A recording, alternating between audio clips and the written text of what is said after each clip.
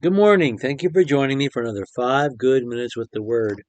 I'm Barry Bryson, and we're going to conclude our study entitled Matriarchs, the women we get to know in the book of Genesis today. And we're going to talk about Asenath as the last woman that we meet. We don't really know much about her at all. She is Joseph's wife, singular. Joseph, who could have had many wives and concubines because of the power he had, was given a wife, and she is Asenath, the daughter of a priest of On in Egypt, and she is his only wife, and he has 2 sons through her, and he has only those 2 sons, and I think that is something that speaks well of Joseph as a monogamous, not just a monotheist, but monogamous in his family. So let's read that passage. This is Genesis chapter 41, verses 50 through 52. Now, before the year of famine came, 2 sons were born to Joseph, whom Asenath, the daughter of Potipharah, the priest of On, bore to him. Joseph named the firstborn Manasseh, for he says, God has made me forget all my trouble and all my father's household. And he named the second Ephraim, for he said, God has made me fruitful in my land of affliction. So forgetting and fruitful are what he's named the 2 young men.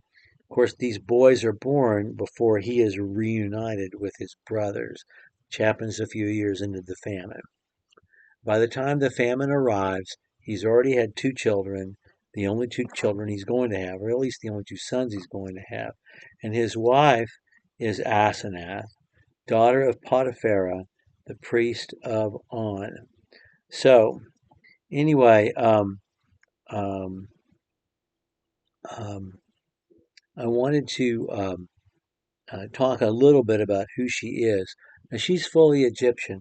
On is not a god, it's a place. And it's the Egyptian city that we know as Heliopolis, which is the Greek name. In other words, city of the sun, sun city.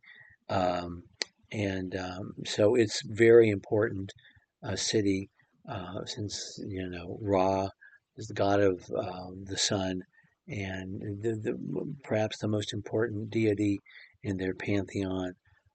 Anyway, he, her father was an important priest, if not the most important priest in the Egyptian religion at the time.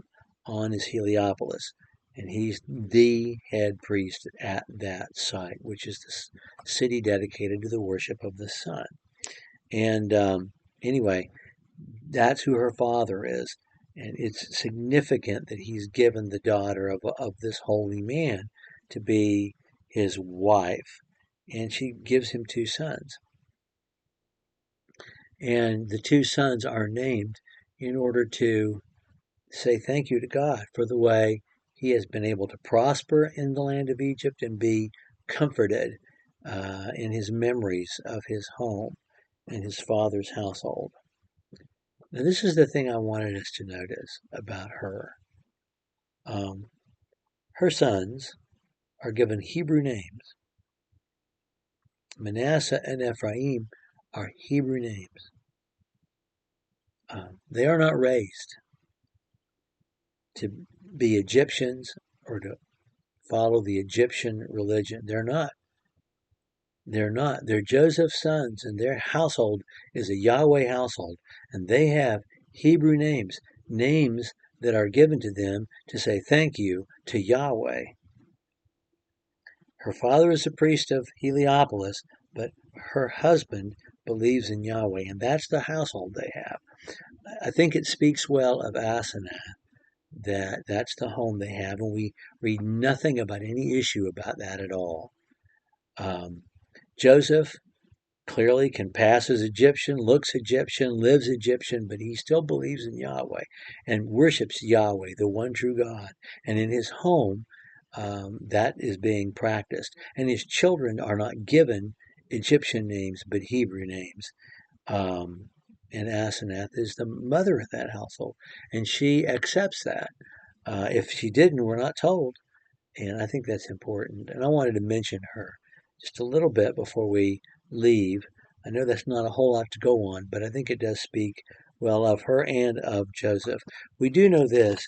Joseph made, as Jacob did, made his descendants promise to carry his bones back to Canaan to be buried in the burial cave at Machpelah.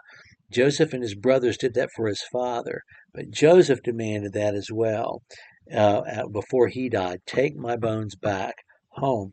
Well, the children of Israel did not do that until the Exodus. But we are told in the book of Exodus, chapter 13, verse 19, Moses took the bones of Joseph with him, for he had made the sons of Israel solemnly swear, saying, God will surely take care of you, and you shall carry my bones from here with you, and you shall set out from Succoth and camped at Etham on the edge of the wilderness.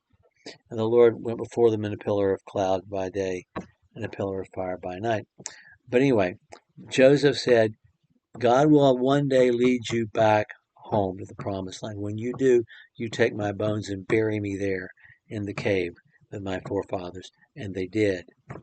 But they didn't take Asenath's bones. Or if they did, we're not told they did. Only Joseph's bones.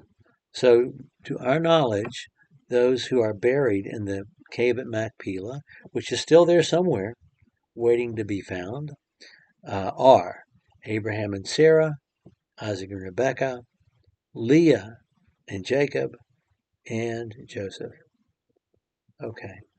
Our next series is going to be a fairly long series that I'm going to call recommended reading. And I'm going to recommend books or sections of the Bible. And I'm going to recommend them to you to read, but in a particular way. So anyway, we'll talk more about that when we're together next time. Thank you for joining me for 5 Good Minutes with the Word.